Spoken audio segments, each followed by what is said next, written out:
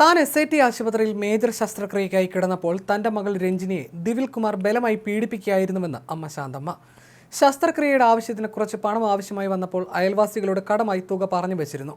പണം വാങ്ങാൻ ചെന്നപ്പോഴാണ് രഞ്ജിനിയെ ബലമായി മൂക്കും വായുമൊക്കെ പൊത്തിപ്പിടിച്ച് പീഡിപ്പിച്ചത്. ഇക്കാര്യം അന്ന് മകൾ പറഞ്ഞില്ലെങ്കിലും പിന്നീട് ശാരീരിക അസ്വസ്ഥയും വന്ന് ആശുപത്രിയിലായപ്പോഴാണ് വിവരമറിഞ്ഞത്. അഞ്ചലിൽ രഞ്ജിനിയും 2 ഇരട്ട കുഞ്ഞുങ്ങളെയും കഴുത്തറത്ത് കൊലപ്പെടുത്തിയ കേസിൽ പ്രതികളെ 19 വർഷത്തിനു ശേഷം പിടികൂടിയതിനെ തുടർന്ന് പ്രതികരിക്കുകയായിരുന്നു ശാന്തമ്മ. തന്റെ മകൾ ഒരു വക്കീലിന്റെ ക്ലർക്കായിരുന്നുവെന്നും എല്ലാവരോടും വളരെയധികം സൗഹൃദത്തോടെ പെരുമാറിയിരുന്ന ആളായിരുന്നുവെന്നും ശാന്തമ്മ പറഞ്ഞു. സഹോദരന്റെ സ്ഥാനത്താണ് ദിവിൽ കുമാറിനെ തങ്ങളുടെ കുടുംബം കണ്ടിരുന്നത്. എന്നാൽ തെറ്റിപ്പോയി. മകൾ ഗർഭിണിയായപ്പോൾ അവളെ ഭീഷണിപ്പെടുത്തി നിശബ്ദയാക്കിയായിരുന്നു.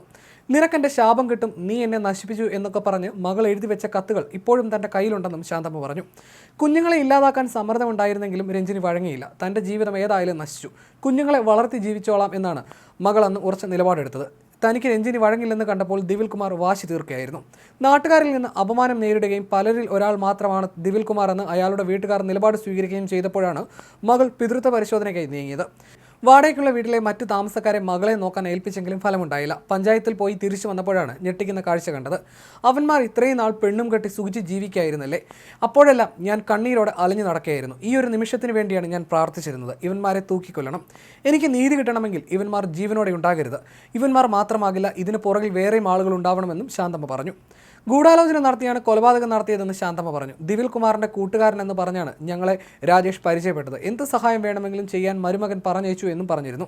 രാജേഷ് കൂടെ ഉണ്ടായിരുന്നത് കൊണ്ട് ഞാനും എൻ്റെ മകളും ഒരുപാട് അപവാദങ്ങൾ കേട്ടിരുന്നു. പല ബന്ധുക്കളും ഞങ്ങളെ വിട്ടുപോയി. എത്ര പറഞ്ഞിട്ടും രാജേഷ് പോയിരുന്നില്ല.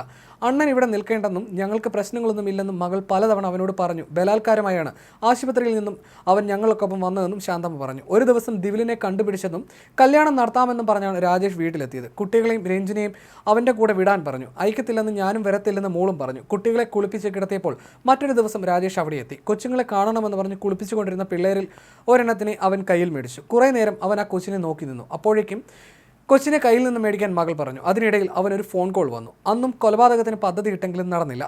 അന്നേ ദിവസം അവൻ എന്നെ ബൈക്ക് ഇടിച്ചു തെറിപ്പിക്കാൻ നോക്കി. ഞാൻ എന്തോ ഭാഗ്യത്തിനാണ് രക്ഷപ്പെട്ടത്. ആ ദിവസം DNA ടെസ്റ്റ് ചെയ്യാനുള്ള പേപ്പർ വന്നിരുന്നു. ടെസ്റ്റ് നടത്തണമെന്ന് ദിവിലിൻ്റെ ബന്ധുക്കളോട് ഞാൻ പറഞ്ഞപ്പോൾ രാജേഷ് എന്നെ അടിക്കാൻ വന്നു. അന്നാണ് അവൻ്റെ യഥാർത്ഥ സ്വഭാവം എനിക്ക് മനസ്സിലായത്. പിറ്റേന്ന് ഞാൻ പഞ്ചായത്ത് ഓഫീസിൽ പോയപ്പോഴാണ് കൊലപാതകം നടക്കുന്നതെന്നും ശാന്തമ്മ പറഞ്ഞു. 2006 ജനുവരി 26-നാണ് രഞ്ജിനി ഇരട്ടക്കുട്ടികളെ പ്രസവിച്ചത്. കുഞ്ഞുങ്ങളുടെ പിതൃത്വം ദിവിൽ കുമാർ ഏറ്റെടുക്കണമെന്ന് യുവതി ആവശ്യം ഉന്നയിച്ചപ്പോഴാണ് അമ്മയും കുഞ്ഞുങ്ങളെയും കൊലപ്പെടുത്തിയത്.